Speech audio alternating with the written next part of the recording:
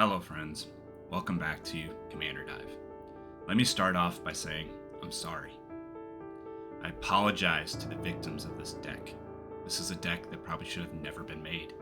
However, I know there are those out there that need a win and who bask in the pain of others. At least that's what I keep telling myself. However, I gotta be honest, there's power in these cards. Like a scab that can't help but itch, there's power that is pushing me to share this deck. Hopefully, I don't doom us all. So without further ado, I'm Adam, and this is Commander Tax. Today, I bring you Rev, Tithe Extractor. 3 and a black, human rogue, 3/3. Whenever you attack, target creature gains death touch until end of turn. That's right, this is a mono black deck. Whenever one or more creatures you control deal combat damage to a player, create a treasure token. Then look at the top card of that player's library and exile it face down. You may cast that card for as long as it remains exiled. So you're turning a creature basically into a Ragavan. You're going to be stealing stuff off of your opponent's library, which is what this deck is doing. It steals stuff off the library, out of the graveyard. It's going to force our opponents to discard, and all the while removing anything they put onto the battlefield. This deck is disgusting. It is Frankenstein's monster. You need to warn your opponents before you play this. You will lose friends. People will rage scoop. Let's get into some more detail with our first category. Discard. There are 16 different ways that we are forcing our opponents to discard in this deck. Let's take a look at 5 of them. The first one here is Bandit's Talent, 1 in a black. I've seen this a ton in Standard, and this is an awesome card. When it enters, each opponent discards 2 cards unless they discard a non-land card. So you're going to force them to discard a non-land card because no one wants to discard 2 lands. And then you can upgrade it for 1 at the beginning of each opponent's upkeep. If that player has 1 or fewer cards in hand, they lose 2 life.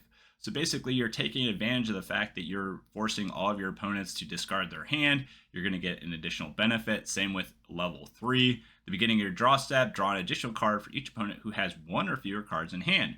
So if you can get more than one player down to 1 card, you're going to draw a bunch on your turn, which is going to help increase your advantage. Moving on, we have Painful Quandary. This is a nasty little card. 3 and 2 blacks for an enchantment. Whenever an opponent casts a spell, that player loses 5 life unless they discard a card. So you're either forcing them to discard a card, or if you've already forced them down to nothing, then anytime they try to play something off the top of their deck, well, guess what? They're going to take 5 damage, or they're going to have to wait an additional turn to get a card so that they can discard it to then play something. So this is a nasty little number. Really great in this deck. All right, now we have Rankle, Master of Pranks for 2 and 2 black pips for a Fairy Rogue. It's a 3/3. Flying Haste. Whenever it deals combat damage to a player, choose any number. Each player discards a card. Each player loses 1 life and draws a card. Each player sacrifices a creature. Let's be honest here. I'm never choosing that middle one for this deck. I am choosing the top one or the bottom one. So, and with Rev, you can actually give this Death Touch. So if you're going to choose the bottom one, you can swing in with this and then you don't even care. Because like either they're going to block with something and that's going to die, or it's going to get through and they're going to have to sacrifice something. Either way, they're losing something. And if they let it through, guess what? Then you're going to, with Rev, exile a card off the top of their library that you're going to be able to play. All right, now we have a cool card. This is Bottomless Pit, an older one. 1 and 2 black pips. During each player's upkeep, that player discards a card at random. Yes, this includes you, but you are drawing cards with Bandit's Talent, for example. So it shouldn't affect you as badly as it affects other people because they are not geared up to play against a card like this. So because we're built around it, it works well for us, and it really hurts them. A really kind of unique older card that I found. All right, and last but not least, we have Rankle's Prank, 2 and 2 black pips. Choose 1 or more. So I would choose all 3 of these most of the time. Each player discards 2 cards. Each player loses 4 life. Each player sacrifices 2 creatures. Again, we are built around this so we can kind of handle it a little bit better than other people. Maybe we don't force people to sacrifice 2 creatures. We don't have a ton of creatures, I guess. I don't know. But you would know when you played this. And definitely going to force each player to discard 2 cards. So, awesome discard card. And that is the end of discard. Let's move on to theft. All right, in the theft category, we're going to look at 5 cards here, all looking at ways to capitalize and possibly steal more cards off the top of our opponent's deck. So let's get into that first card, which is, oh, hold on, guys. I got to take this. Yes, Dark Lord Valgavoth. Yeah, I'm sharing the cards with him right now. Yes. That's your command. Sorry, where were we? Right, theft. The first card. So our first card here is Tiny Bones Bauble Burglar. 1 and a black for a skeleton rogue. So we have all 3 Tiny Bones. We're going to look at this one and the other one real quick. This one says whenever an opponent discards a card, exile it from their graveyard with a stash counter on it. During your turn, you may play cards you don't own with stash counters on them from exile. Mana of any type can be spent to cast those spells. You can then pay 3 and a black, tap this, and each opponent discards a card. Activate only as a sorcery. The next Tiny Bones is Tiny Bones the Pickpocket. Death Touch, whenever he deals combat damage to a player, you may cast target non-land permanent card from that player's graveyard, and mana of any type can be spent to cast that spell. So those are both the Tiny Bones. We'll look at the last one later. But I love the Tiny Bone card because all of them have to deal with discard, so they all fit really well into this deck. So from there, we have Valgavoth Terror Eater. So I did a whole commander dive on this guy. If you've not seen it, I'm going to throw it up here in the corner. But he is 6 and 3 black pips, so very mana intensive. For an Elder Demon, 9/9, flying lifelink. He's got an awesome ward, which is sacrifice 3 non-land permanents. Really helps it stick on the board. If you're going to dedicate that much mana to something, it needs to have a ward ability like this. I think they did really well on design of this. If a card you didn't control would be put into an opponent's graveyard from anywhere, which means it includes discard, exile it instead. During your turn, you may play cards exiled with Valgavoth. If you cast a spell this way, pay life equal to its mana value rather than pay its mana cost. I love this. Again, this is a great design because it has lifelink. So you can do 9 damage, which means that if they discard something, you are getting 9 life worth of spell casting that you can use and not actually hurt yourself. An awesome card. All right, moving on, we have Outrageous Robbery. This is X and 2 black pips. I have a weird fascination with this card. It's an instant. Target opponent exiles the top X cards of their library face down. You may look at and play those cards for as long as they remain exiled. If you cast a spell this way, you may spend mana as though it were mana of any type to cast it. So if you pump, let's say 10 mana in this, you're going to get 8 cards off the top of someone's library, and you're going to get basically a full hand of stuff to play.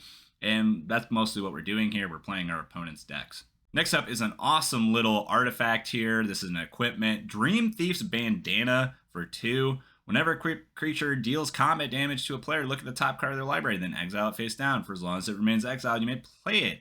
And mana of any type can be spent to cast that spell. Equip 1. So really cheap artifact, cheap equip cost, and basically going to double up the number of cards with Rev that we get to look at and play on our turn. All right, moving on, we got a mana-intensive dragon here. We got Brain Stealer Dragon, 5 and 2 blacks for a Dragon Horror, 6/6 flying. At the beginning of your end step, exile the top card of each opponent's library, so this is each opponent. You may play those cards for as long as they remain exiled. If you cast a spell this way, you may spend mana as though it were mana of any color to cast it. Whenever a non-land permanent opponent owns enters the battlefield under your control, they lose life equal to its mana value. So yes, you still have to pay the mana to cast this stuff, but unlike Valgavoth, you don't lose the life, the opponent does. So an awesome ability on a cool dragon. And now we have Gaunty, Lord of Luxury, 2 and 2 black pips for an Aetherborn Rogue, 2/3 Death Touch. When he enters the battlefield, look at the top 4 cards of target opponent's library. Exile one of them face down, then put the rest on the bottom of that library in a random order. You may cast that card for as long as it remains exiled, and mana of any type can be spent to cast that spell. Just a straight up way to steal the top 4 cards of our opponent's library. I say 4 cards because yes, you get to play one, but the other 3 go on the bottom of their library, so until they shuffle, they're never getting access to those cards. That's the end of our theft category.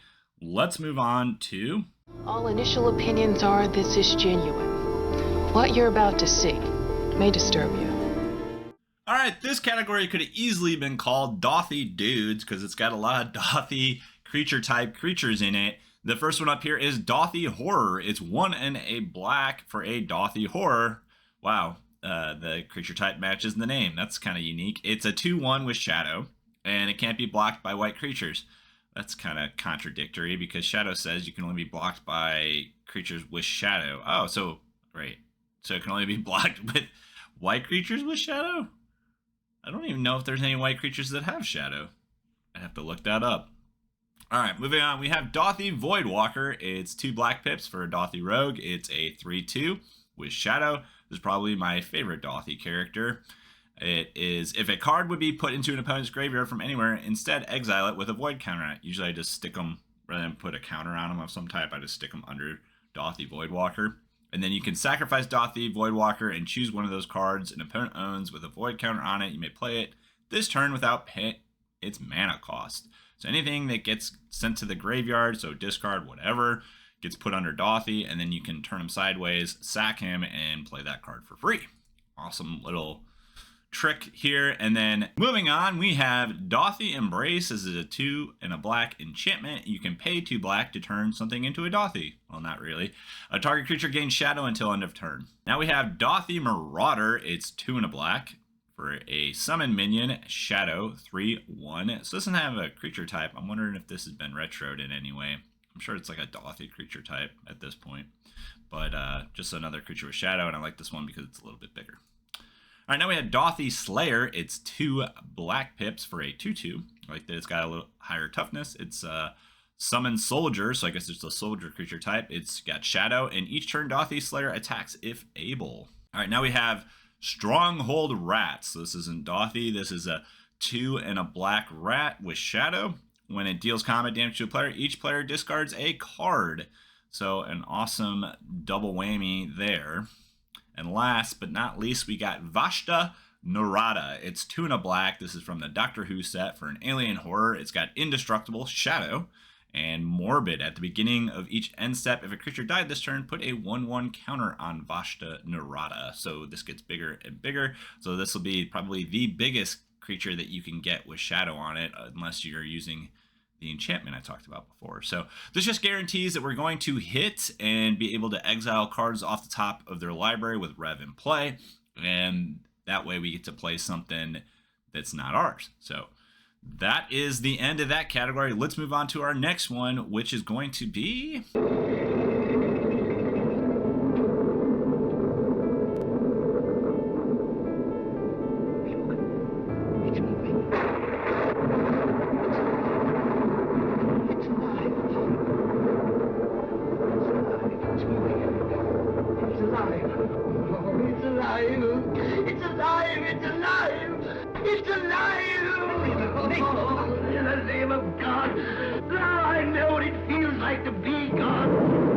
recently did a video where I said I was not going to do another graveyard recursion deck for a while, and I don't think that this necessarily qualifies. This is stealing stuff out of your opponent's graveyard. So yes, we're doing some recursion, but it's not our own, it's our opponent's. So here's an example here. Our first card is Abyssal Harvester. It's a new card from Foundations. It's 1 and 2 black pips for a Demon Warlock 3/2, and you can tap him, exile a target creature from a graveyard that was put there this turn. Create a token that's a copy of it, except it's a nightmare in addition to its other types. Then exile all other nightmare tokens you control. So the idea here is you tap this and you copy something out of your opponent's graveyard, you get it onto the battlefield, and then let's say they discard something even better. Well, now you can tap this and you get another nightmare, but then you have to sacrifice the first one. So you can only ever have one nightmare at a time, but a really cool card all the same. And I love that you get to copy something from your opponents and not necessarily your own graveyard. You technically can use this on your own graveyard, so there is some recursion, but that's not the initial intent here. All right, now we have Rise of the Dark Realms. This is 7 and 2 black pips. This is a reprint in Foundation, so this actually should be pretty affordable. It wasn't before necessarily. I mean, I don't think it was a super expensive card, but it should be even cheaper now. This is a sorcery, and this is kind of a win con for the deck. It says put all creature cards from all graveyards on the battlefield under your control. So all those cards they've been discarding, all the cards that you've been losing, they all go onto the battlefield in your favor. And then you're going to be able to swing with them next turn and hopefully win the game. Moving on, we have Jissa, Glorious Resurrector. This is 2 and 2 black pips for a 4/4 human wizard. If a creature an opponent controls would die, exile it instead. At the beginning of your upkeep, put all creatures cards exiled with Jissa, Glorious Resurrector on the battlefield under your control. They gain decay. So basically, you can just attack with them one time and then they get sacrificed. But this is another way to steal stuff from our opponents. This, unfortunately, they have to die, so it wouldn't count if they discarded it, but still just another way to steal our opponent's stuff. All right, now we have a little bit of an older card. This is Grave Betrayal, 5 and 2 black pips for an enchantment. Whenever a creature you don't control dies, returns to the battlefield under your control with an additional 1/1 counter on it at the beginning of the next end step. So again, it has to die, but that creature is a black zombie in addition to its other colors and types. This is a little bit more expensive than Jissa's, and they don't gain decay. So you're going to have this on the board, indefinitely, and anytime something dies, it comes over to your side. So a great way to steal stuff from your opponent's graveyard. All right, now we have one that I've talked about before. This is Sepulchral Primordial. It's 5 and 2 black pips, another very expensive card. It's an avatar with Intimidate. It can't be blocked except by artifact creatures and black creatures, in this case, creatures that share a color with it. When it enters the battlefield, for each opponent, you may put up to 1 target creature card from that player's graveyard onto the battlefield under your control. So you're stealing stuff from your opponents. That's the end of the category. Now we're going to talk about ramp because, as you can see, we have a lot of very expensive creatures, mana-intensive cards here.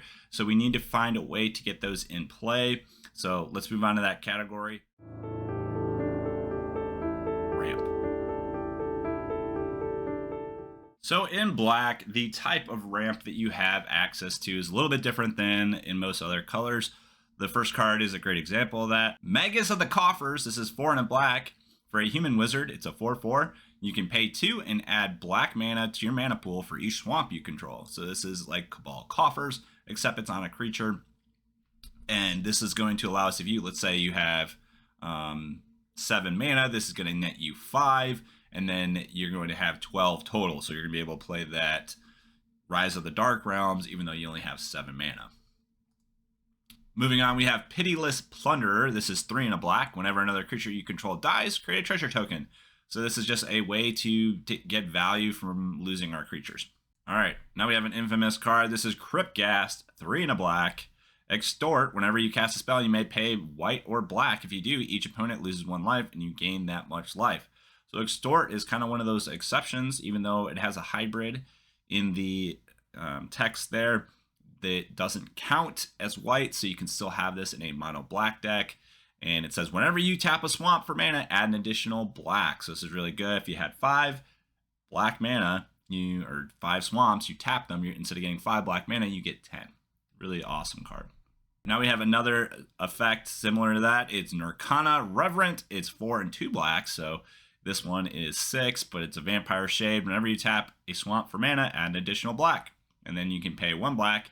And this gets +1/+1 until end of turn.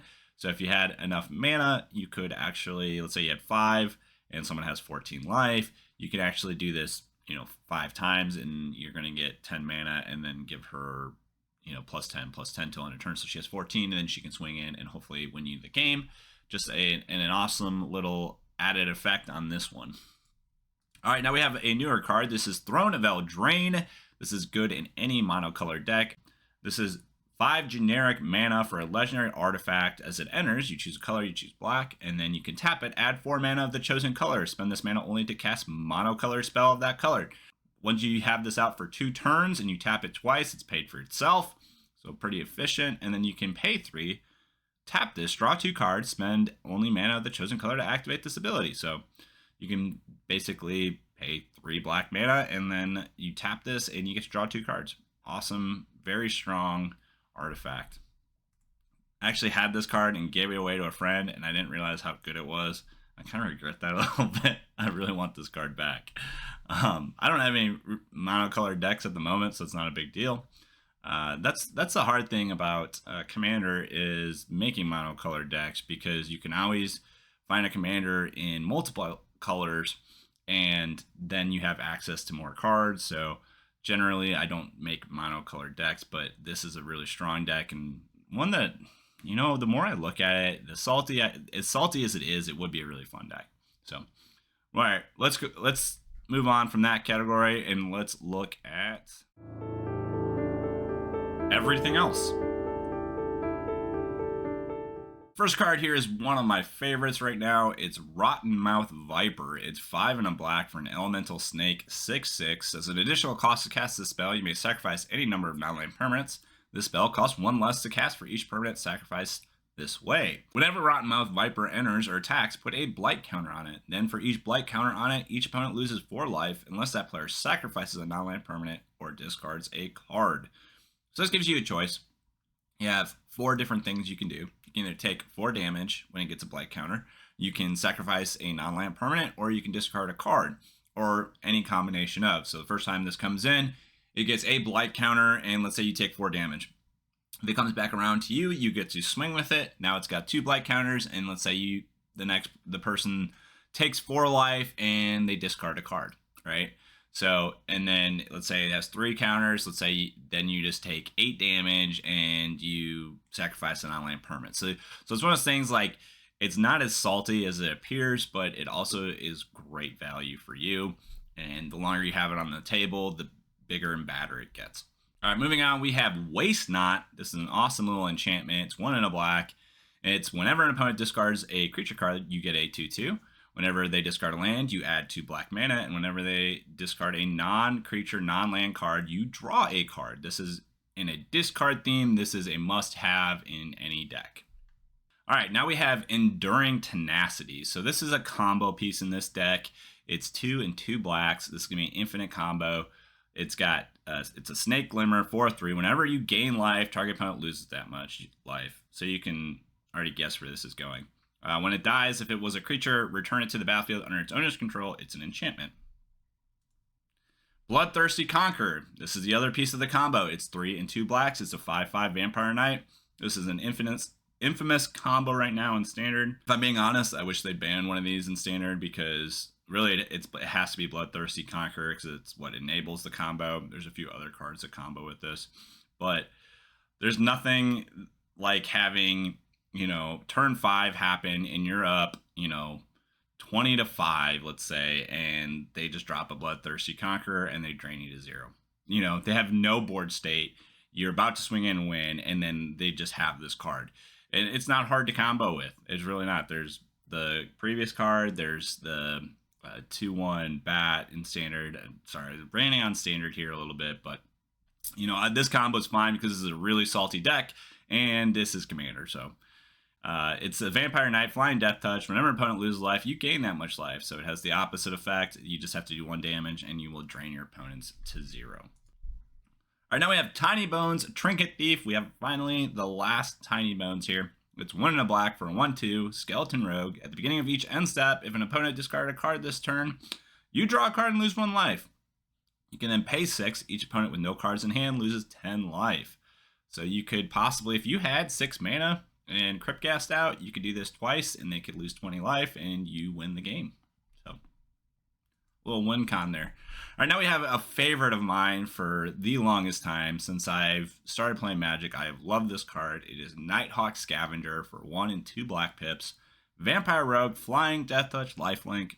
Its power is equal to 1 plus the number of card types among cards in your opponent's graveyards. So this is most likely, a 3/3 early in the game. Later in the game, it can be a 5/3. But I just love that it has Lifelink, Death Touch, and Flying, which means it's going to swing in for free.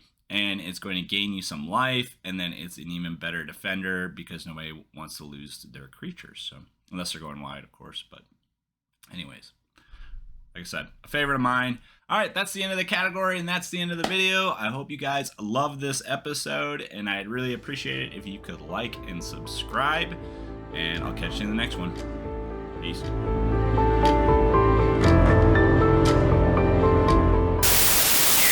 This deck with your friends, or I'm coming after you.